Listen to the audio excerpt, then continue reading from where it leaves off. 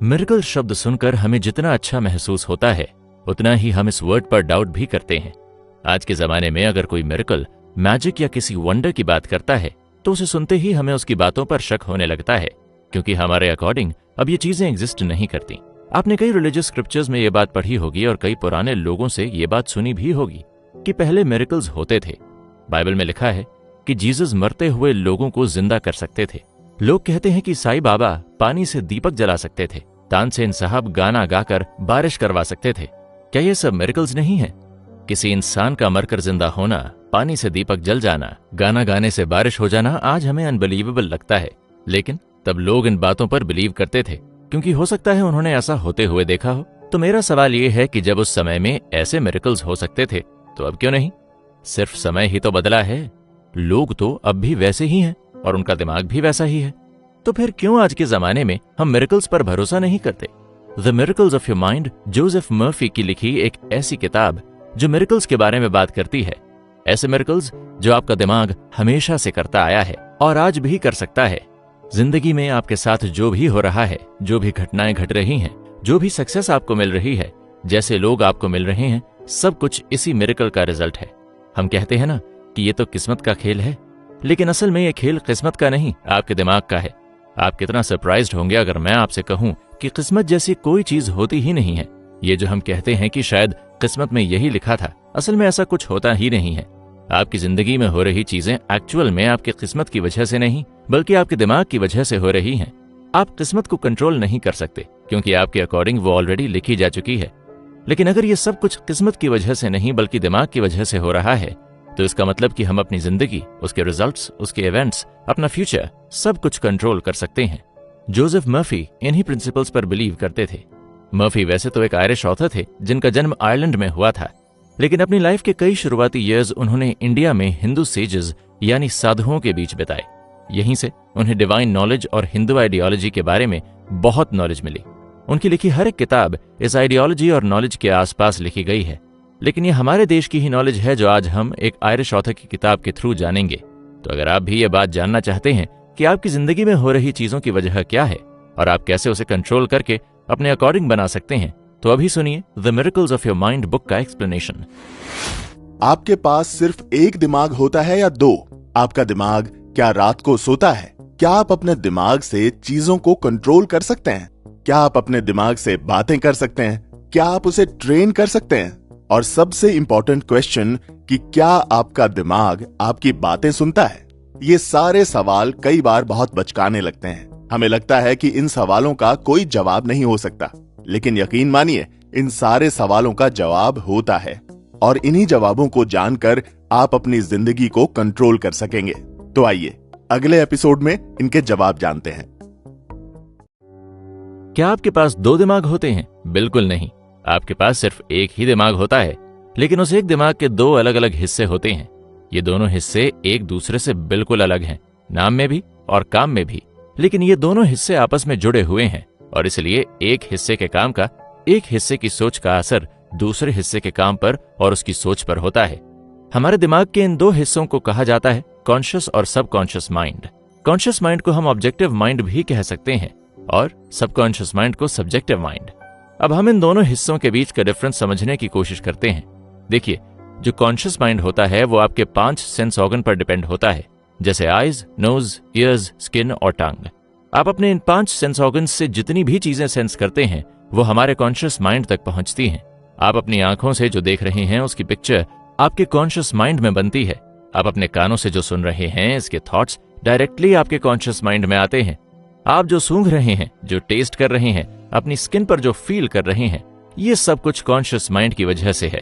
किसी गर्म चीज पर हाथ लग जाए तो हम जल्दी से हाथ पीछे कर लेते हैं। ये काम कॉन्शियस माइंड का ही होता है।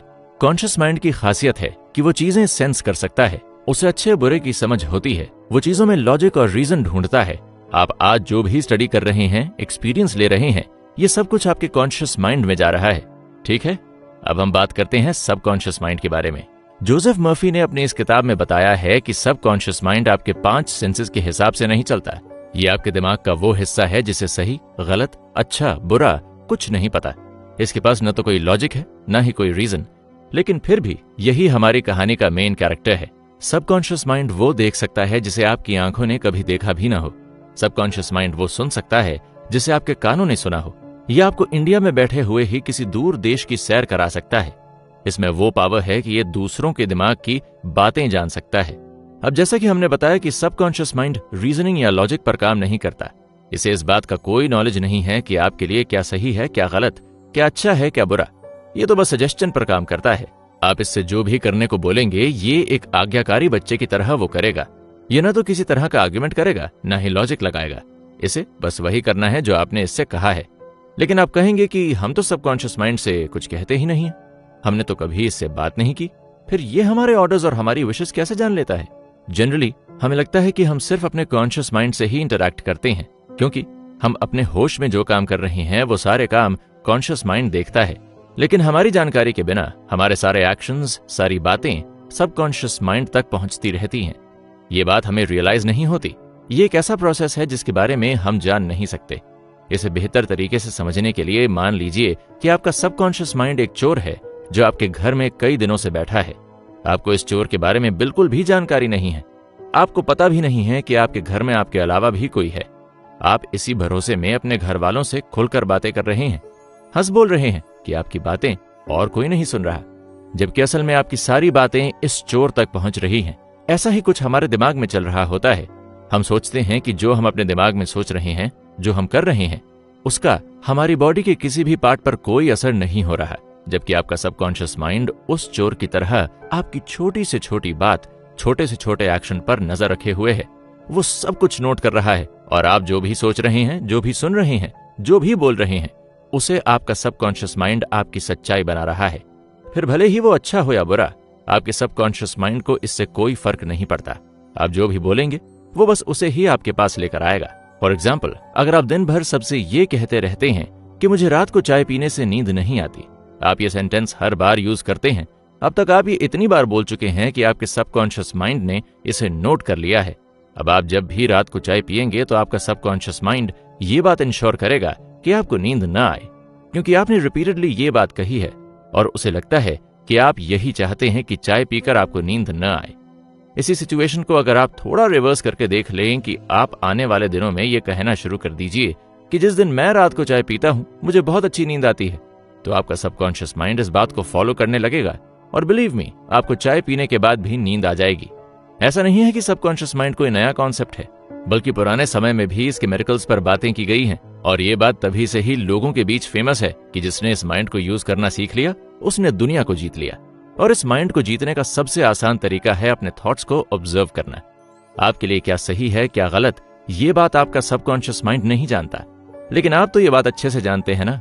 इसलिए कोशिश कीजिए कि आप अपने माइंड तक सिर्फ वही बातें पहुंचाइए जो आपके लिए यूजफुल हों, आपके लिए अच्छी हों। जिंदगी की ऐसी कोई फील्ड नहीं है जहां सबकॉन्शियस माइंड अपना कमाल नहीं दिखा सकता। इस दुनिया के great scientists, researchers, successful businessman, सभी ने अपनी जिंदगी में जो भी कमाया है वो इसी की हेल्प से कमाया है। अगर आप भी इस माइंड की पावर को अपनी जिंदगी में देखना चाहते हैं तो सबसे पहले खुद को काम रखना सीखिए, क्योंकि आपका सबकॉन्शियस माइंड सबसे ज्यादा एक्टिव तब होता है जब आप रिलैक्स होते हैं, जब आपके दिमाग में थॉट्स की भीड़ नहीं होती। इसलिए तो कोई ब्रिलियंट थॉट्स हमें एक अच्छी नींद के बाद आते हैं। अगर हम रात में किसी बात को लेकर परेशान हों और फिर सो जाएं, तो सुबह उठकर हमें अक्सर उस प्रॉब्लम का सलूशन मिल जाता है, क्योंकि रात भर हमारा सबकॉन्शियस माइंड अपना काम कर रहा होता है। क्या आप भी ये जानना चाहते हैं कि जोसेफ मर्फी ने इंडिया में रहकर ऐसा क्या सीखा जिसने उन्हें ऐसी बुक्स लिखने के लिए इंस्पायर किया? क्या आप ये जानना चाहते हैं कि आपका सबकॉन्शियस माइंड आखिर काम करता कैसे है और आप कैसे इससे अपना काम करवा सकते हैं? इन सवालों के जवाब जानने के लिए सुनिए अगला एपिसोड। क्या आप भी ये बात जानना चाहते हैं कि जोसेफ मर्फी ने इंडिया में रहकर ऐसा क्या सीखा जिसने उन्हें ऐसी बुक्स लिखने के लिए इंस्पायर किया? क्या आप ये जानना चाहते हैं कि आपका सबकॉन्शियस माइंड आखिर काम करता कैसे है और आप कैसे इससे अपना काम करवा सकते हैं? इन सवालों के जवाब जानने के लिए सुनिए अगला एपिसोड। इस एपिसोड में आगे बढ़ने से पहले ये बताइए कि क्या आप भगवान में विश्वास करते हैं? क्या आप भी मंदिर, मस्जिद, चर्च, दरगाह, साधु, संत के पास जाकर अपने और अपने परिवार के लिए प्रे करते हैं? इस बुक के ऑथर जोसेफ मर्फी ने प्रेयर और उससे मिलने वाले रिजल्ट को बहुत ही सिंपल वे में सबकॉन्शियस माइंड से लिंक किया है। आप जब भगवान से प्रे कर रहे होते हैं तो क्या आपके मन में इस बात को लेकर डाउट होता है कि आपकी प्रेयर्स एक्सेप्ट होंगी या नहीं? या फिर आप इस बात को लेकर श्योर होते हैं कि आपने जो मांगा है वो आपको मिलेगा ही, आपकी प्रेयर एक्सेप्ट होगी या नहीं? ये बात आपके फेथ पर डिपेंड करती है। हर रिलीजियस स्क्रिप्चर में यही बताते हैं कि भगवान से जो भी मांगो वो इस विश्वास के साथ मांगो कि वो तुम्हें तुम्हारी मांगी हुई चीज जरूर देगा। अगर आपके मन में छोटा सा भी डाउट रहता है या फेथ की कमी रहती है तो आपकी दुआ रिजेक्ट होने के चांसेस होते हैं। अब तक जापान, इंडिया, यूरोप और अमेरिका के कई चर्चेज, श्राइन्स और टेम्पल्स में लोगों में मिरेकल्स होते देखे गए हैं। लोग अपनी लाइलाज बीमारी के साथ इन जगहों पर जाते हैं और एकदम फिट एंड फाइन होकर वहां से निकलते हैं। क्या लगता है आपको ऐसा क्यों होता होगा? वेल, ये टॉपिक सभी की आस्था से जुड़ा है, लेकिन थोड़ी देर के लिए अपने फेथ को, अपने बिलीफ को, अपने रिलीजन को साइड में रखकर इस बारे में सोचिए और जवाब दीजिए कि ऐसा क्या डिफरेंट इन जगहों पर जो लोगों की लाइलाज बीमारियां ठीक हो जाती हैं। देखिए, इनका ठीक होना जगह पर डिपेंडेंट नहीं है।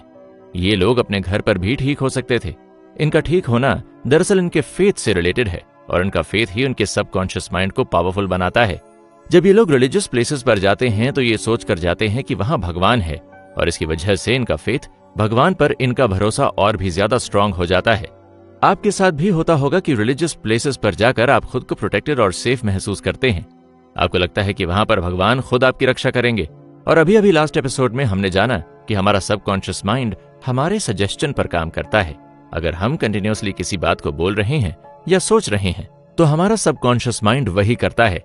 जब बीमार लोग किसी रिलीजियस प्लेस पर इस भरोसे के साथ जाते हैं कि यहाँ उनकी बीमारी ठीक हो ही जाएगी, तब उनके सबकॉन्शियस माइंड तक ये मैसेज जाता है, ये सजेशन जाता है कि अब मुझे ठीक होना ही है। और इस रिपीटेड और स्ट्रॉन्ग सजेशन की वजह से उस इंसान की बॉडी ठीक होने लगती है। याद रखिए कि आपके दिमाग में हर तरह के केमिकल्स और दवाई बन सकती है।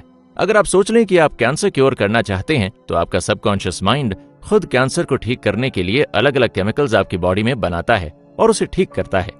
ठीक उसी तरह जैसे आपकी बॉडी में कट लगने पर वो बिना किसी दवाई के ठीक हो जाता है, उसके लिए भी तो आपके माइंड को कुछ ना कुछ काम करना पड़ता होगा ना। और अगर वो बिना दवाई लिए ठीक हो रहा है, इसका मतलब कि आपकी बॉडी में उसे ठीक करने के लिए सफिशिएंट चीजें हैं। इस बात पर सालों रिसर्च किया गया है और ये बात पूरी तरह से प्रूव्ड हो चुकी है कि हमारा सबकॉन्शियस माइंड कुछ भी कर सकता है। एक बार इसको लेकर एक एक्सपेरिमेंट भी किया गया था जिसमें एक लेडी को हिप्नोटाइज किया गया और फिर उसकी नाक के पास एक पानी से भरा हुआ कप रखकर उसे ये कहा गया कि इस कप में मिर्ची है और तुरंत ही उसे छींक आने लगी।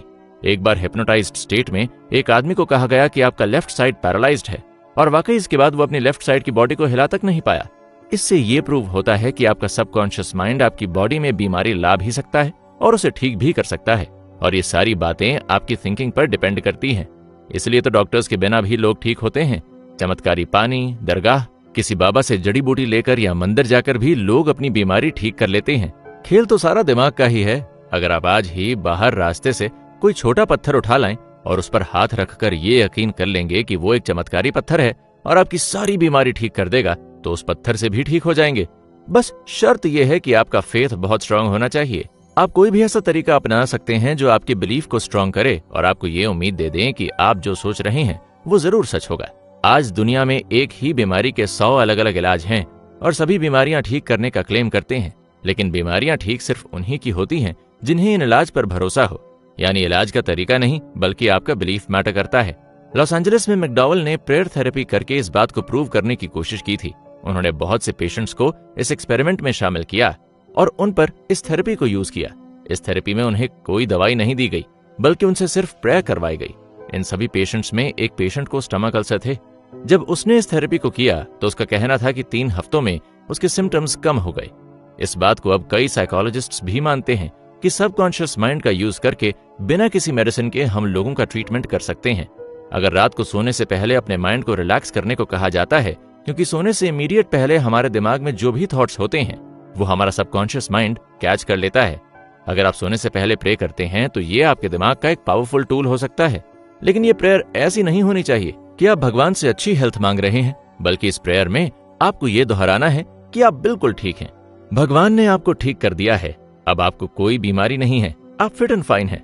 जब आप इन एफर्मेशन को बार बार लगातार अपने दिमाग में दोहराते हैं तो यह आपके सबकॉन्शियस माइंड तक इजीली पहुंच जाती है और आपके नेगेटिव डिस्ट्रक्टिव थॉट्स को हटा देती है।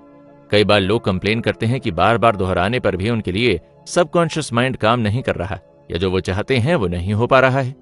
इसकी वजह हमेशा आपका बिलीफ ही होता है अगर आप सिर्फ दोहराने के पर्पस से माइंड को कह रहे हैं कि मुझे हेडेक नहीं है, तो इससे आपका हेडेक ठीक नहीं होगा, बल्कि आपको पीसफुली बैठकर इसे रिपीट करके अपने दिमाग को ये समझाना होगा कि मेरा हेडेक कम हो रहा है, अब मैं अच्छा फील कर रहा हूं, मैं बिल्कुल ठीक हो गया हूं। तभी ये चीज काम करेगी।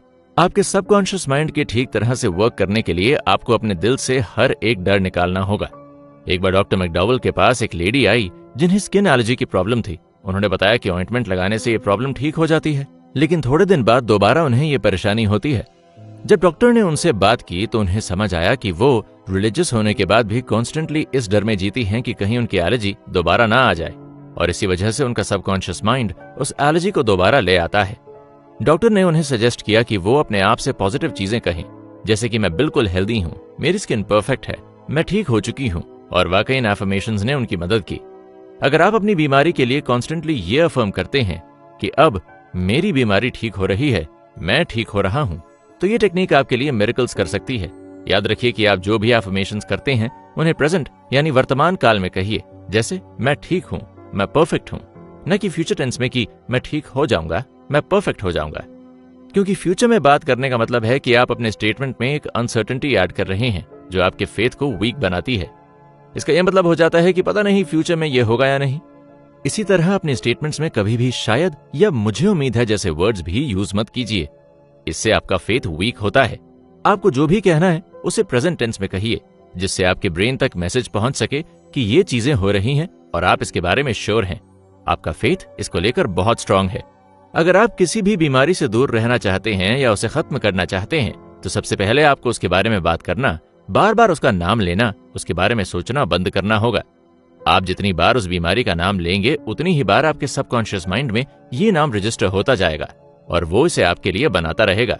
सबसे सही तरीका है more confidence and less efforts, यानी आपको पूरे दिन एक ही स्टेटमेंट दोहराने की बिल्कुल जरूरत नहीं है। आप बस 5 से 10 मिनट इसे दोहराइए और फिर रिलैक्स हो जाइए, क्योंकि इसके बाद का सारा काम सबकॉन्शियस माइंड का ही होता है। आपका रिलैक्स्ड रहना आपके फेथ को स्ट्रांग करता है। इससे आपके सबकॉन्शियस माइंड तक मैसेज जाता है कि आपको अपने ठीक होने पर पूरा भरोसा है। आप ठीक कैसे होंगे, कब होंगे या नहीं, ये सोचना आपका काम नहीं है, ये आपके सबकॉन्शियस माइंड का काम है। आप बस अपने अफर्मेशंस को दोहराइए और अपने काम में लग जाइए, ऐसे जैसे कि आपको कुछ हुआ ही ना हो। क्या आपको ये एपिसोड सुनने के बाद लगता है कि सब कुछ बस इतना आसान है? आपने दिमाग को कुछ करने के लिए कहा और उसने मान लिया, दैट्स इट। इन सवालों के जवाब हाँ भी हैं और नहीं भी। तो चलिए अगले एपिसोड में हम इन सवालों के जवाब जानते हैं। जब आप अपने सबकॉन्शियस माइंड का यूज करके किसी बीमारी को भगा सकते हैं, तो क्या यही तरीका आप अपनी बुरी आदतों के साथ ट्राई नहीं कर सकते? इस बुक के ऑथर जोसेफ का कहना है, क्यों नहीं? आप अपने माइंड को कभी भी किसी भी चीज के लिए यूज कर सकते हैं। मान लीजिए कि कोई इंसान अल्कोहलिक है और वो लाख कोशिशों के बाद भी अपनी इस हैबिट से पीछा नहीं छुड़वा पा रहा है। हमेशा वो ड्रिंक करने के बाद सोचता है कि अब से मैं ऐसा कुछ नहीं करूंगा, लेकिन कहीं ना कहीं उसके मन में यह डर रहता है कि कहीं मैं दोबारा ऐसा ना करने लगूं। उसके माइंड में रहने वाला यही कांस्टेंट फियर उसके सबकॉन्शियस माइंड को बताता है कि उसे अल्कोहल पीना है, क्योंकि वो अपने डर की वजह से कॉन्स्टेंटली अल्कोहल के बारे में ही सोचता रहता है। ऐसे केसेस में जहां आपको अपनी किसी बुरी आदत को छोड़ना हो, वहां आपको अपनी इमेजिनेशन को कंट्रोल में रखना होता है। आप जितना अपनी इमेजिनेशन को कंट्रोल करेंगे, उतना आपके लिए अपनी आदतों को छोड़ना आसान हो जाएगा। आपके माइंड के लिए पावरलेस सिचुएशन को अपनाना ज्यादा आसान होता है। आप जितना अपने सबकॉन्शियस माइंड को ये सजेस्ट करेंगे कि आप पावरलेस हैं, उतना आपका सबकॉन्शियस माइंड इस बात पर यकीन करेगा। बल्कि आपको इसकी जगह एफर्टलेस होने की जरूरत है। बस आप एक बार अपने माइंड को कहिए कि आपको ये नहीं करना है और अपने काम में लग जाइए।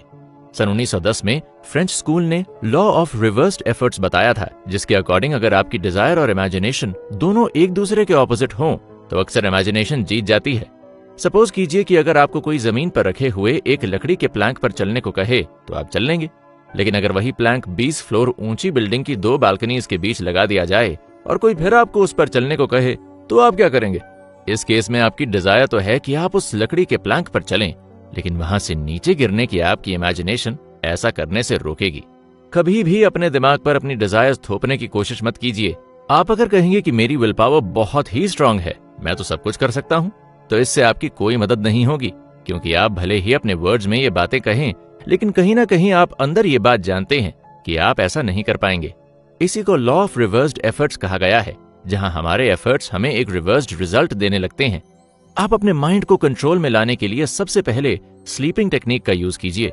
पिछले एपिसोड में हमने जाना था कि रिलैक्स्ड स्टेट में हमारे थॉट्स बेहतर तरीके से सबकॉन्शियस माइंड तक पहुंच पाते हैं। इसी वजह से हिप्नोटिज्म वर्क करता है। जब आप स्लीपी या रिलैक्स्ड स्टेट में होते हैं तो आपके दिमाग की तरफ से लगने वाला रेजिस्टेंस कम हो जाता है। उस वक्त आपके दिमाग में कोई डर नहीं होता, कोई डाउट नहीं होता और आप कुछ नेगेटिव सोचने समझने की स्टेट में नहीं होते। इसलिए अपनी बुरी आदतों को छोड़ने के लिए आप इस टेक्निक का यूज कीजिए। सबसे पहले एक रिलैक्स्ड पोस्चर में लेट जाइए, अपनी आंखों को बंद कीजिए और खुद के एक स्लीपी स्टेट में जाने का इंतजार कीजिए। एक ऐसी स्टेट जहां आपको बस नींद आने ही वाली हो लेकिन आप बात कर पा रहे हो। उस स्टेट में धीरे धीरे ये स्टेटमेंट दोहराइए कि मैं इस आदत से अब कंप्लीटली फ्री हो चुका हूँ। मुझे अब ऐसी कोई आदत नहीं है, मैं अपनी मर्जी का मालिक हूँ, मैं अब पूरी तरह ठीक हूँ। जोसेफ मर्फी ने इसी तरह से एक अल्कोहलिक को ट्रीट किया था। उस इंसान को अल्कोहल की वजह से अपनी फैमिली छोड़नी पड़ी थी। वो इतना एडिक्ट हो चुका था कि वो सोचता था कि मेरा अब खुद पर कोई कंट्रोल नहीं है, मैं अब कभी ठीक नहीं हो पाऊंगा। लेकिन जब उसने अपने आप को पावरलेस समझना बंद किया और अपने सबकॉन्शियस माइंड को कन्विंस करना शुरू किया तो वो अपनी ये आदत छोड़ पाया और अपने घर लौटा। वो हर दिन सोचता था कि मैं अपनी बेटी से मिल रहा हूँ, मेरी वाइफ मेरे आसपास है, मैं इस हैबिट से बाहर आ चुका हूँ और अब सब कुछ ठीक है। इस जर्नी में उसने अपने कॉन्शियस माइंड को भी यूज किया। वो अपने दिमाग में ऐसे सीन्स इमेजिन करता था जहां उसकी पूरी फैमिली उसके साथ है, वो लोग एंजॉय कर रहे हैं, सब लोग खुश हैं।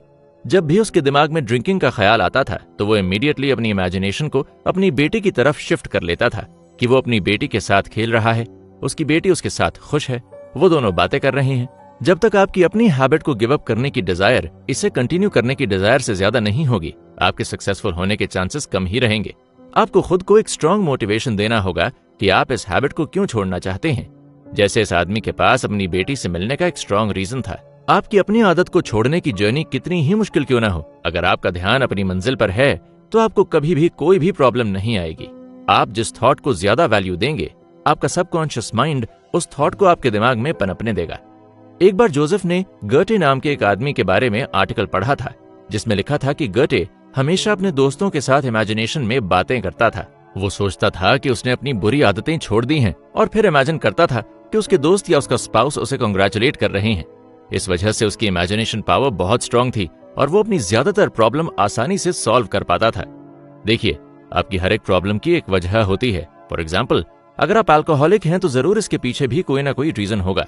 या तो आप परेशान हैं, किसी गिल्ट में हैं, किसी चीज का आपको रिग्रेट है, या फिर आप अपनी जिंदगी से खुश नहीं हैं। और जब वो इंसान अल्कोहल लेता है तो थोड़े समय के लिए ही, लेकिन उसका माइंड इन सब परेशानी को भूल जाता है और वो रिलैक्स्ड फील करता है। लेकिन क्या अल्कोहल इस परेशानी का सही सोल्यूशन है? नहीं, बल्कि इसकी जगह आप खुद को रीजन देकर अपनी परेशानी को समझकर उसे सॉल्व करने की कोशिश करेंगे तो उससे आपको ज्यादा सुकून मिलेगा। आपके अल्कोहलिक होने की वजह कोई सर्कमस्टेंसेस नहीं होता, बल्कि आपकी नेगेटिव सोच होती है। सेम चीज आपकी बाकी बुरी आदतों पर भी अप्लाई होती है। वजह कोई सर्कमस्टेंसेस नहीं, बल्कि आप खुद हैं।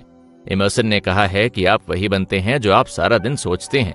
अगर आप सारा दिन सोचते रहेंगे कि मेरी फैमिली खराब है, मैं अपने रिश्तों से खुश नहीं हूँ, मेरी वाइफ अच्छी नहीं है, मेरे सर्कमस्टेंसेस ठीक नहीं है, तो बिलीव मी, आपकी लाइफ हमेशा ऐसी ही बनी रहेगी। सब कुछ तब ठीक नहीं होगा जब तक आप अपने थॉट्स को चेंज नहीं करेंगे। आपकी विल पावर तब तक आपके किसी काम की नहीं है जब तक आप अपने सबकॉन्शियस माइंड को अपनी पावर नहीं बनाते। जब तक आप अपने सबकॉन्शियस माइंड से कुछ करने को नहीं कहेंगे, तब तक आपकी विल पावर भी आपका साथ नहीं देगी। आपको अपनी बैड हैबिट्स को छोड़ने के लिए 3 स्टेप्स फॉलो करने हैं। पहला, रिलैक्स्ड और हाफ स्लीपी स्टेट में आना है। दूसरा, खुद से बार बार कहना है कि मैं अपनी बुरी आदतें छोड़ चुका हूँ, अब मेरी लाइफ बिल्कुल परफेक्ट है और मैं बिल्कुल ठीक हूँ। और तीसरा और सबसे इंपॉर्टेंट स्टेप, अपने किसी फ्रेंड या लव्ड वन को आप कांग्रेचुलेट करते हुए इमेजिन कीजिए। क्या सबकॉन्शियस माइंड को कंट्रोल करने की ये टेक्निक आपको 100% रिजल्ट देगी? क्या इससे आपकी सारी प्रॉब्लम्स सॉल्व हो जाएंगी? क्या इन बातों के अलावा कोई और ऐसी बात है जो आपके लिए जानना जरूरी है? आइए इन सारे सवालों के जवाब जानते हैं अगले एपिसोड में।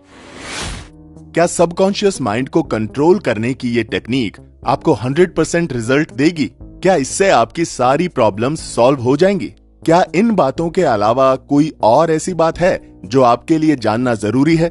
आइए इन सारे सवालों के जवाब जानते हैं अगले एपिसोड में। रिसर्चर्स का कहना है कि आपके दिमाग में एक दिन में लाखों थॉट्स आते हैं जिन्हें आप कंट्रोल नहीं कर सकते। अगर आपने कभी मेडिटेशन करने की कोशिश की हो तो आप ये बेहतर समझ पाएंगे कि हमारा माइंड एक सेकंड में कहां कहां पहुंच जाता है। अब मान लीजिए कि इन लाखों थॉट्स में आप सिर्फ 1-2 पॉजिटिव थॉट्स सोच रहे हैं और बाकी थॉट्स अब भी नेगेटिव हैं, तो आपको क्या लगता है कि आपका सबकॉन्शियस माइंड किस थॉट पर ज्यादा ध्यान देगा? ऑब्वियसली जो थॉट्स ज्यादा होंगे वही आपके माइंड को डोमिनेट करेंगे। यही हमारे फेल होने का सबसे बड़ा रीजन है। अगर आप सिर्फ कुछ देर अपने माइंड पर पॉजिटिव थॉट्स ला रहे हैं और फिर पूरे दिन वही नेगेटिव काम कर रहे हैं, तो आप कभी भी अपने सबकॉन्शियस माइंड का सही यूज नहीं कर पाएंगे। अगर एक गरीब व्यक्ति सारा दिन अपनी गरीबी का दुख मनाता है और सिर्फ दिन के 5 मिनट वो खुद से कहता है कि मैं वेल्दी हूँ, मेरे पास सब कुछ है, तो क्या इससे उसका काम बनेगा? वो हमेशा फेल होता रहेगा, क्योंकि उसके माइंड में उसे ये बात पता है कि मेरे पास पैसे नहीं है। उसका बिलीफ पैसों से ज्यादा अपनी गरीबी पर है और इसी वजह से वो अपने थॉट्स को अपने सबकॉन्शियस माइंड तक नहीं पहुंचा पाएगा। बुक के ऑथर जोसेफ के पास हमेशा इस तरह की कंप्लेंट्स आती थी कि मैं पिछले इतने महीनों से ये अफर्म कर रहा हूँ कि मैं बहुत रिच हूँ, लेकिन कुछ हो ही नहीं रहा है। उल्टा मैं और भी ज्यादा गरीब और फ्रस्ट्रेटेड होता जा रहा हूँ। जोसेफ ने उनसे बात करके रियलाइज किया कि वो इंसान ये कहता तो था कि मैं रिच हूँ, लेकिन अपने माइंड में वो इस बात पर यकीन नहीं कर पाता था। उसे ये लगता था कि मैं खुद से झूठ बोल रहा हूँ। ऐसे लोगों के केस में उनका कॉन्शियस माइंड ही उनके स्टेटमेंट्स रिजेक्ट कर देता है। आप खुद ही सोचिए कि अगर आप रात को 10 मिनट बैठकर ये इमेजिन करते हैं कि मैं बहुत अमीर हूँ, मेरे पास बहुत पैसा है, और अगले ही दिन पैसों को लेकर फैमिली में झगड़ा करते हैं, अपने गरीब होने को कोसते हैं, अपनी जॉब को कोसते हैं, तो क्या आप कभी अमीर बन पाएंगे? इस कंडीशन को ओवरकम करने के लिए सबसे पहले तो आपको काम रहना सीखना होगा। आप रात दिन भले ही इस बात के गुणगान मत कीजिए कि मेरे पास बहुत पैसा है, मैं बहुत अमीर हूँ, लेकिन एटलीस्ट खुद को गरीब समझना कम कर दीजिए। खुद से बार बार ये कहिए कि अब मेरी फाइनेंशियल कंडीशन इंप्रूव हो रही है, अब मेरे पास सफिशिएंट पैसा आने लगा है और अब मुझे कोई परेशानी नहीं है। इसके साथ ही पॉजिटिव वर्ड्स को भी अपनी डेली लाइफ में जोड़िए। आप अपने सबकॉन्शियस माइंड को एक ऐसा बैंक समझिए जहां आपको हर रोज कुछ पॉजिटिव वर्ड्स और पॉजिटिव थॉट्स डिपॉजिट करने हैं। सुबह उठते ही, फिर काम के बीच में, फ्री टाइम में, जब भी आपको मौका मिले, बस अपने दिमाग को अच्छे अच्छे थॉट्स और पॉजिटिव वर्ड्स से भरते रहिए। आप एक काम और भी कर सकते हैं। आपके पास चाहे कितने भी कम पैसे हों, थोड़ा पैसा हमेशा गरीबों को देना शुरू कीजिए। इससे आपके माइंड में ये मैसेज जाएगा कि आपके पास इनफ पैसा है, क्योंकि हम किसी और को पैसा तभी दे सकते हैं जब हम अपनी जरूरतें आसानी से पूरी कर पा रहे हों। जब आप अपने पैसे किसी और को देंगे तो आपके दिमाग को लगेगा कि आपके पास सफिशिएंट पैसा है और वो इस थॉट को रजिस्टर कर लेगा। कभी भी पैसों को क्रिटिसाइज मत कीजिए, क्योंकि आप जिसे क्रिटिसाइज करेंगे आपका सबकॉन्शियस माइंड उससे नफरत करेगा और उसे आपकी लाइफ में नहीं आने देगा। हमारे यहाँ कहते हैं कि लक्ष्मी का अपमान नहीं करना चाहिए, इससे पैसे नहीं आते। ये भी कुछ वैसा ही है। आप अपने दिमाग में जिस चीज से नफरत का ख्याल डालेंगे वो उस चीज को आपसे दूर रखेगा। आपको इस बात का भी ख्याल रखना है कि पैसे के मामले में आप कभी किसी से जेलस फील न करें। अगर आपका कॉलीग आपसे ज्यादा कमा रहा है तो कोई बात नहीं, उसके बारे में भी हमेशा कुछ न कुछ पॉजिटिव सोचिए। ऐसा करने से आपके सबकॉन्शियस माइंड में पॉजिटिव थॉट्स जनरेट होंगे और इससे आपकी ही हेल्प होगी। मेक श्योर कि आप जब पैसों को लेकर पॉजिटिव थॉट्स सोच रहे हो तो आपके एक्शंस भी उससे अलाइन करें। सिर्फ सोचना काफी नहीं है, बल्कि एक्शंस के थ्रू अपने माइंड तक इन थॉट्स को पहुंचाना भी जरूरी है। अगर आप सोच रहे हैं कि मैं वेल्दी हूं, तो फिर गरीबी को पूरी तरह भूल जाइए। अपने एक्शंस में भी कभी गरीबी वर्ड को आने ही मत दीजिए। अपने पैसों का कुछ हिस्सा दान कीजिए और लोगों को उनकी वेल्थ के लिए अप्रिशिएट कीजिए। आप जितना पैसों से प्यार करेंगे, उसकी रिस्पेक्ट करेंगे, उतना ये आपके पास आएंगे। इस एपिसोड में हमने सबकॉन्शियस माइंड को मनी के कॉन्टेक्स्ट में यूज करना सीखा, लेकिन क्या हम इसे अपने रिलेशंस में यूज कर सकते हैं, जैसे कि मैरिज या फ्रेंडशिप? क्या हम अपने सबकॉन्शियस माइंड से कहकर एक राइट पार्टनर अट्रैक्ट कर सकते हैं? आइए इन सवालों के जवाब जानते हैं। इस एपिसोड में हमने सबकॉन्शियस माइंड को मनी के कॉन्टेक्स्ट में यूज करना सीखा, लेकिन क्या हम इसे अपने रिलेशंस में यूज कर सकते हैं, जैसे कि मैरिज या फ्रेंडशिप? क्या हम अपने सबकॉन्शियस माइंड से कहकर एक राइट पार्टनर अट्रैक्ट कर सकते हैं? आइए इन सवालों के जवाब जानते हैं। शादी किसी भी इंसान की लाइफ का सबसे बड़ा और सबसे इंपॉर्टेंट डिसीजन होता है। इसे कोई भी इंसान मजाक में नहीं लेता। लेकिन क्या होगा अगर आप किसी गलत इंसान से शादी कर लें और शादी के बाद आपको उससे डिवोर्स लेना पड़े? ये थॉट तो सोचकर भी हमें डर लगता है, क्योंकि हमारी सोसाइटी में अब भी डिवोर्स एक बड़ा स्टेप माना जाता है। शादी के बाद डिवोर्स होने के पीछे भी अक्सर आपके अपने थॉट्स ही रिस्पॉन्सिबल होते हैं। इस बुक के राइटर जोसेफ मर्फी का कहना है कि आपकी शादी कितनी लंबी चलेगी, ये बात आपकी शादी से पहले ही डिसाइड कर ली जाती है, वो भी आपके थॉट्स के जरिए। अगर आप अभी सिंगल हैं तो आप इस बात से बहुत अच्छे से रिलेट कर पाएंगे। क्या आप हमेशा ये सोचते रहते हैं कि आपको कभी कोई पसंद नहीं करेगा? क्या आपको हमेशा ये लगता है कि आपकी शादी ज्यादा नहीं चल पाएगी? या फिर आपको अभी से ये डर है कि आपका पार्टनर आपको चीट करेगा? तो देयर आर 100% चांसेस कि आपको मैरिड लाइफ में इश्यूज होंगे, क्योंकि आप अभी से अपने सबकॉन्शियस माइंड में ये सब नेगेटिविटी फीड कर रहे हैं। आप अपने डर की वजह से अपने सबकॉन्शियस माइंड को यह बता रहे हैं कि आप एक लॉयल और लविंग पार्टनर डिजर्व नहीं करते, जबकि आपको इसका ऑपोजिट करना है। अगर आप अभी इनमें से किसी भी बात से रिलेट कर पा रहे हैं तो आज ही अपने दिमाग से ये थॉट्स निकालने की कोशिश कीजिए। एक कंफर्टेबल चेयर या अपने बेड पर बैठिए और आंखें बंद करके रिलैक्स्ड माइंड के साथ खुद से कहिए कि मैं अपनी जिंदगी में एक ऐसी रिलेशनशिप की तरफ बढ़ रहा हूं या बढ़ रही हूं जो ट्रस्टवर्दी है, ऑनेस्ट है, प्यार से भरपूर है और इटर्नल है। मैं एक ऐसा पार्टनर डिजर्व करता हूं या करती हूं जो मुझसे बहुत प्यार करेगा, हम दोनों के बीच में ट्रस्ट होगा, रिस्पेक्ट होगी, वो मेरे साथ लॉयल रहेगा और हमेशा मेरा साथ देगा या देगी। इन्हीं बिलीफ्स के साथ मैं अपनी लाइफ में आगे बढ़ रही हूँ और इस रिलेशनशिप को अपनी लाइफ में अट्रैक्ट कर रही हूँ। जब आप अपने माइंड में इस तरह से पॉजिटिव थॉट्स फीड करेंगे तो आपका सबकॉन्शियस माइंड खुद ऐसे रास्ते बनाएगा जहां आप एक लॉयल पार्टनर से टकराएंगे। मैरिज का जो कॉन्सेप्ट है वो शुरू ही इसलिए किया गया था ताकि दो लोग एक दूसरे को प्यार कर सकें, एक दूसरे के साथ लॉयल रहें और जिंदगी भर साथ रहें, किसी सेल्फिश रीजन की वजह से नहीं बल्कि आपसी प्यार की वजह से। लेकिन आजकल मैरिज के कॉन्सेप्ट को लोगों ने थोड़ा बदल दिया है। आजकल लोग फाइनेंशियल सिक्योरिटी, पैसा, फ्रीडम, इसके लिए शादी करते हैं। दो लोगों के बीच में अब प्यार नहीं बल्कि पैसा, स्टेटस और कंपटीशन ज्यादा मैटर करता है और यही डिवोर्स की सबसे बड़ी वजह है। जब आप किसी से शादी कर रहे हैं तो आप पहले उसका बैंक बैलेंस देखना पसंद करते हैं। आपको इस बात से मतलब नहीं है कि वो इंसान कैसा है, आपकी रिस्पेक्ट करता है या नहीं, आपसे लॉयल रहेगा कि नहीं, बल्कि आप बस अपने सेल्फिश रीजंस की वजह से इस रिश्ते में जुड़ते हैं। लेकिन आपको ये बात समझनी होगी कि ये वजह आप दोनों को जिंदगी भर साथ नहीं रख सकती। आज नहीं तो कल आपके बीच झगड़े होंगे ही और बात डिवोर्स तक आ जाएगी। आप दो लोगों को एक रस्सी से बांधकर भी साथ कर देंगे तब भी वो अपनी सोच में एक दूसरे से मीलों दूर होंगे और जब तक वो सोच से और दिल से एक दूसरे को एक्सेप्ट नहीं करेंगे तब तक उनकी शादी टिकने के चांसेस कम ही रहेंगे। जब आपकी सोच और आपका दिल आपके पार्टनर से अलग जाने लगे तब ही आपको डिवोर्स कंसिडर कर लिया जाता है, क्योंकि भले ही आप फिजिकली और लीगली एक दूसरे के साथ हैं लेकिन आप अपने दिमाग में ऑलरेडी अपने पार्टनर से बहुत दूर जा चुके हैं। ऑथर जोसेफ मर्फी ने इस किताब में लिखा है कि अडल्ट्री या धोखा ये सबसे पहले इंसान के दिल में आता है, उसके बाद वो उसे करता है। अगर आपकी लव मैरिज होती है तो सभी को लगता है कि आप दोनों हमेशा साथ रहेंगे, क्योंकि आफ्टर ऑल आप दोनों ने एक दूसरे को चुना है, आपके बीच में प्यार है। लेकिन क्या ऐसा होता है? उल्टा सबसे ज्यादा डिवोर्स लव मैरिज के केस में ही देखने को मिलते हैं। इसका रीजन भी आपके सबकॉन्शियस माइंड में ही है। शादी होने के बाद आपका काम खत्म नहीं होता बल्कि शुरू होता है। शादी के बाद भी आपको एक दूसरे के लिए पॉजिटिव थॉट्स अपने माइंड में फीड करने होते हैं। अगर आप दोनों के बीच कोई छोटी मोटी बहस हो जाती है और आप सॉल्व करने के बजाय एक दूसरे से खिंचे खिंचे रहने लगते हैं, उसके बारे में बात करके उसे रिजॉल्व नहीं करते, तो आप अपनी शादी को तोड़ने का काम कर रहे हैं। इसके बजाय अगर आप एक दूसरे को माफ करना सीख जाते हैं, एक दूसरे की गलतियों को इग्नोर करना सीख जाते हैं, तो आपका सबकॉन्शियस माइंड भी इसे सीखता है और आपके लिए हैप्पी मोमेंट्स अट्रैक्ट करता है। सबसे बड़ी गलती जो आजकल के कपल करते हैं वो है बड़बड़ाना या फिर किसी और से जाकर अपने पार्टनर की हैबिट्स के बारे में बातें करना। जैसा कि आप जानते हैं कि आपका दिमाग सब कुछ सुनता है। जब आप अपनी किसी फ्रेंड से या नेबर से अपने हस्बैंड या वाइफ के बारे में बात करते हैं, उन्हें ब्लेम करते हैं, तो आपका सबकॉन्शियस माइंड इसे आपकी रियलिटी बनाने लगता है और फिर आपके और भी ज्यादा झगड़े होते हैं। जब दो लोग एक साथ एक छत के नीचे रहते हैं तो उनके बीच छोटी मोटी बातों पर बहस होना, झगड़ा होना आम बात है। ये किसी के बीच भी हो सकता है। आप अगर अपने लाइफ पार्टनर की जगह अपने दोस्त के साथ भी एक घर में रहेंगे तब भी आपके बीच झगड़े हो सकते हैं, क्योंकि आपके और आपके दोस्त के थॉट्स बिल्कुल एक जैसे हों ये जरूरी तो नहीं। लेकिन इसका मतलब ये तो नहीं है कि आप इन छोटी मोटी बहस की वजह से अपनी बरसों की दोस्ती तोड़ देते हैं। जब आप अपनी दोस्ती नहीं तोड़ते, अपने बेस्ट फ्रेंड की बुराई किसी के सामने नहीं करते, तो फिर अपने पार्टनर से इतने ग्रजेस क्यों रखते हैं? आपका उससे इतना मनमुटाव कैसे हो जाता है कि बात डिवोर्स तक आ जाए?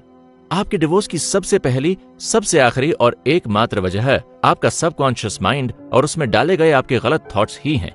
छोटे मोटे झगड़े में आप जो अपना ईगो लाकर अपने दिमाग में अपने पार्टनर के लिए नेगेटिव थॉट्स भरते हैं, यही धीरे धीरे आपके प्यार को खत्म करता है। शादी के पहले हर कपल एक दूसरे को प्रेज करता है, अपनी रिलेशनशिप स्ट्रांग बनाने के लिए एफर्ट्स डालता है, अपने पार्टनर को हर तरह से स्पेशल फील करवाने की कोशिश करता है। लेकिन शादी होने के बाद वो दोनों सिर्फ एक दूसरे की कमियों पर ध्यान देने लगते हैं, एक दूसरे की गलतियां ढूंढने लगते हैं। उनकी इसी आदत की वजह से वो हमेशा अपने पार्टनर के बारे में गलत थॉट्स अपने दिमाग में डालते हैं, जिसकी वजह से उनके बीच झगड़े बढ़ते हैं। और फिर जब दोनों के बीच कुछ होता है तो वाइफ अपनी बेस्ट फ्रेंड से और हस्बैंड अपने दोस्तों से अपने पार्टनर की बुराई करता है, उसकी गलतियां बताता है, उसकी कमियां गिनवाता है, जो आपका सबकॉन्शियस माइंड सुनता रहता है। कोशिश करिए कि आप हस्बैंड और वाइफ अपने बीच के झगड़े आपस में बात करके सुलझाएं और किसी और को न बताइए। कभी भी आप दोनों के बीच की बात किसी रिलेटिव, आपके पेरेंट्स या फिर आपके दोस्तों को मत बताइए। जो भी गलती है वो सिर्फ अपने पार्टनर के साथ बात करके क्लियर कीजिए। कोशिश कीजिए कि आप अपनी मिसअंडरस्टैंडिंग्स सोने से पहले क्लियर कर लीजिए ताकि आप अच्छे थॉट्स के साथ सो सकें। कभी भी एक दूसरे की इंसल्ट मत कीजिए और उन्हें चेंज करने की कोशिश मत कीजिए। अगर आप सामने वाले को अपने नजरिए में ढालने की कोशिश करेंगे तो आपकी शादी में प्रॉब्लम्स आएंगी। इसके बजाय आप अपने ऊपर फोकस कीजिए। ये सोचिए कि आप कैसे इन छोटी छोटी बातों को इग्नोर कर सकते हैं और वो वक्त अपने सबकॉन्शियस माइंड को दे सकते हैं, क्योंकि सबकॉन्शियस माइंड आपकी मुश्किल से मुश्किल प्रॉब्लम सॉल्व कर सकता है। बस अपने आप पर भरोसा रखिए और अपने माइंड को पॉजिटिव थॉट्स देते रहिए ताकि आपको रिटर्न में पॉजिटिव रिजल्ट्स मिल सके। तो आइए अब हम अगले एपिसोड में जानते हैं कि आपका सबकॉन्शियस माइंड आपको प्रॉब्लम्स में कैसे गाइड करता है। तो आइए अब हम अगले एपिसोड में जानते हैं कि आपका सबकॉन्शियस माइंड आपको प्रॉब्लम्स में कैसे गाइड करता है। अब तक तो आप ये बात समझ ही चुके हैं कि आपका सबकॉन्शियस माइंड एक ऐसा बैंक है जहां आपके थॉट्स डिपॉजिट होते हैं और बदले में पूरे इंटरेस्ट के साथ आपको इनका रिजल्ट मिलता है। अगर आप केयरफुली इसमें सिर्फ पॉजिटिव और फ्रूटफुल थॉट्स एंड सजेशंस डालते हैं तो बदले में आपको ब्यूटीफुल रिजल्ट्स मिलते हैं। आपका सबकॉन्शियस माइंड एक ऐसा टीचर भी है जिसके पास आपके हर सवाल, हर मुसीबत का जवाब है। यह आपको किसी भी प्रॉब्लम से रेस्क्यू कर सकता है। बस आपको इसे समय देना है और शांत रहना है। जब आपको सुबह जल्दी उठना हो और आपके आसपास आपको कोई उठाने वाला न हो तो आपका सबकॉन्शियस माइंड आपको टाइम पर जगा देता है। आपने ये बात जरूर नोटिस की होगी कि जब सुबह अर्ली मॉर्निंग हमें कहीं जाना होता है तो ऑटोमेटिकली हमारी नींद टाइम से पहले खुल जाती है। न कोई अलार्म, न कोई नींद से जगाने वाला, हमें कोई नहीं चाहिए होता। हम अपने आप ही टाइम से पहले जाग जाते हैं। आपको क्या लगता है ऐसा क्यों होता होगा? जब आपको जल्दी उठना होता है तो सोने से पहले आपके दिमाग में कॉन्स्टेंटली यही थॉट चल रहा होता है कि मुझे सुबह जल्दी उठकर काम पर जाना है।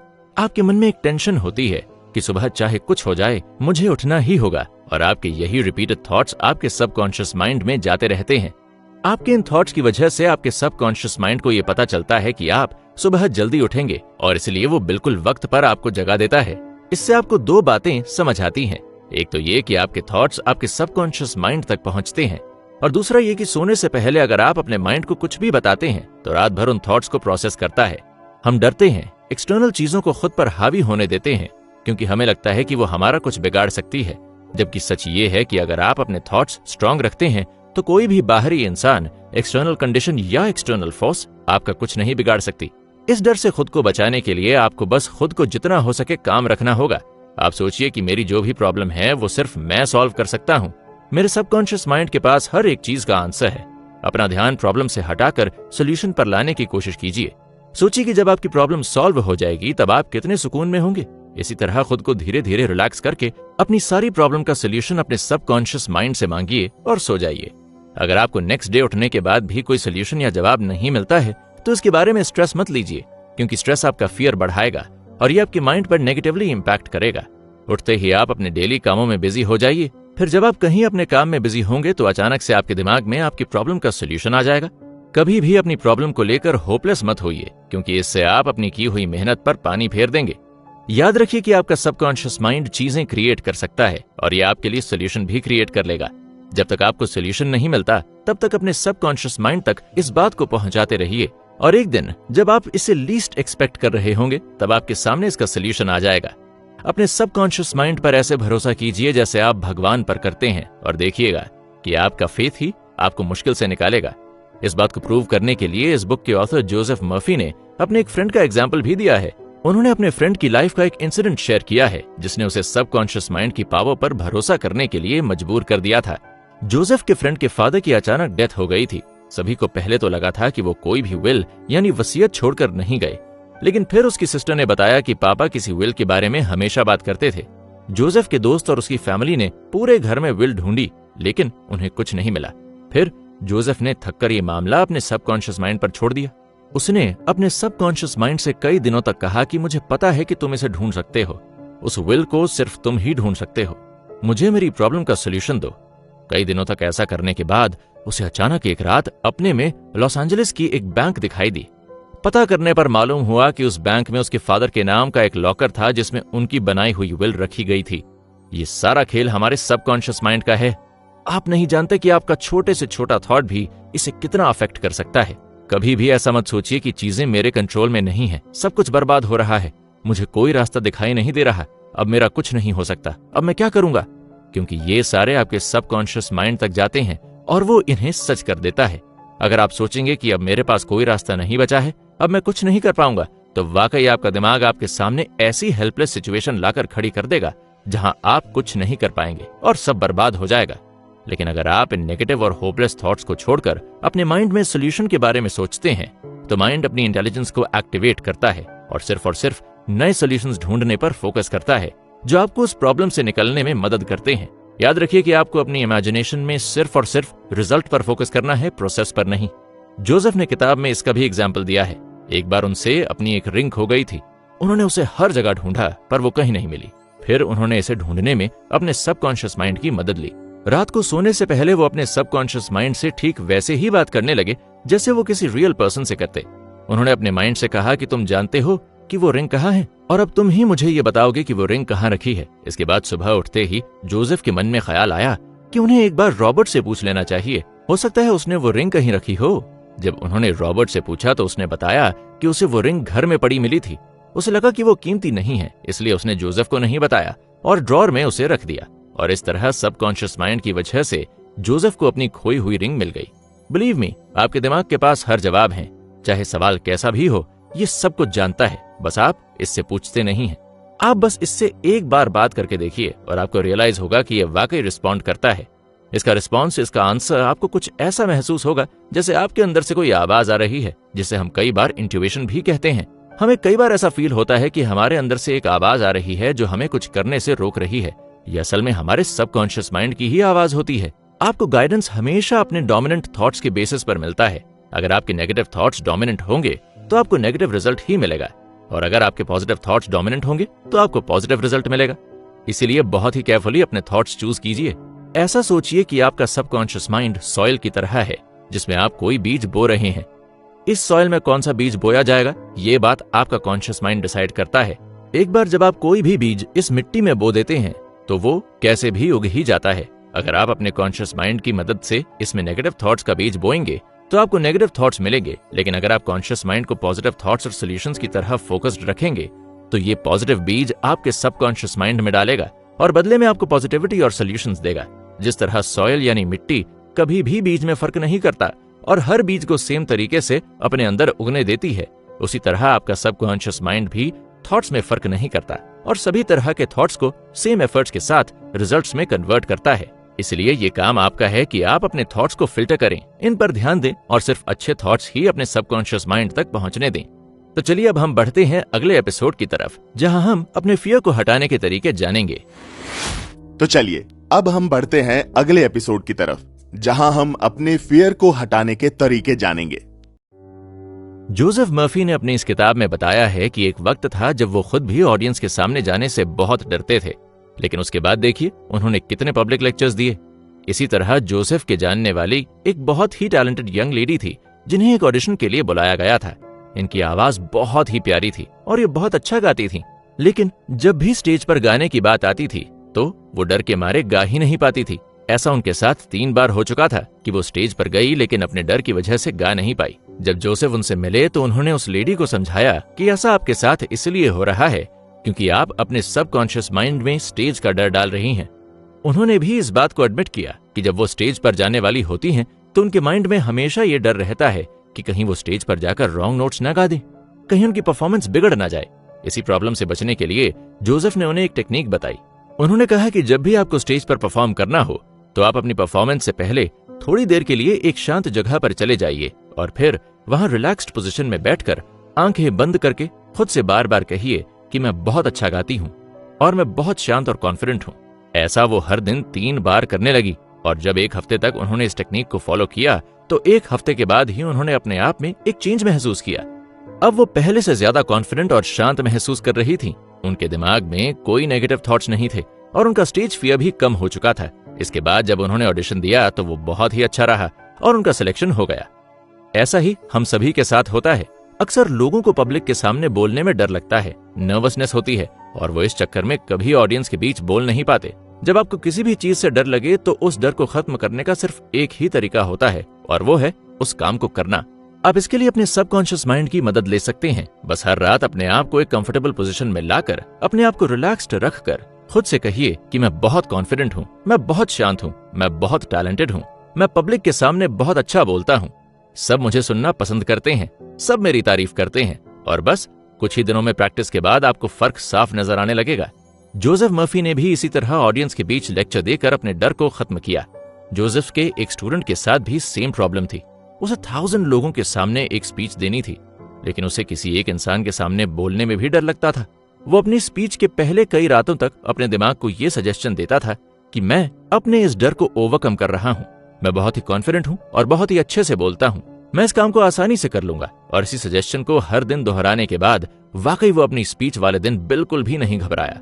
जोसेफ के पास कई स्टूडेंट्स भी अपनी अपनी शिकायतें लेकर आते थे कि उन्हें एग्जाम के बाद और एग्जाम से पहले सारे क्वेश्चंस के आंसर्स याद रहते हैं, लेकिन एग्जाम देते वक्त वो इन्हें भूल जाते हैं। अगेन, इनकी परेशानी भी डायरेक्टली फियर से जुड़ी थी। जोसेफ ने इन्हें यही सजेशन दिया कि आप अपने पॉजिटिव थॉट्स और इमेजिनेशन के जरिए अपने फियर को दूर करो और अपने सबकॉन्शियस माइंड को ये सजेशन दो कि उसे सब कुछ पता है और वो अच्छी तरह आंसर्स याद रख रहा है। आप जानते हैं, आपके मन में जो कुछ चीजों को लेकर फोबिया होता है, डर होता है, वो भी किसी टेक्निक से दूर किया जा सकता है।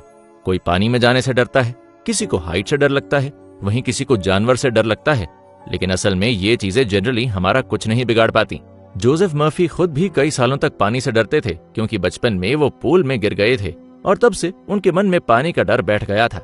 जब बड़े होकर भी उनका ये डर खत्म नहीं हुआ तो उन्होंने साइकोलॉजिस्ट को कंसल्ट किया। उनके साइकोलॉजिस्ट ने कहा कि आप पानी में जाइए और अपने माइंड में ये थॉट्स लेकर जाइए कि आप पानी को मास्टर कर रहे हैं। वाटर आपको नहीं बल्कि आप वाटर को डोमिनेट कर रहे हैं। जब जोसेफ ने उनकी बातों को फॉलो किया तो उन्हें रियलाइज हुआ कि उनका डर उतना स्ट्रांग था ही नहीं जितना वो सोच रहे थे। हर एक डर को जिंदगी से बाहर करने का यही एक तरीका है कि उस काम को किया जाए। अगर आप रियलिटी में उसे न भी कर पाएं तो अपने माइंड में उसे प्रैक्टिस कीजिए, पर कीजिए जरूर।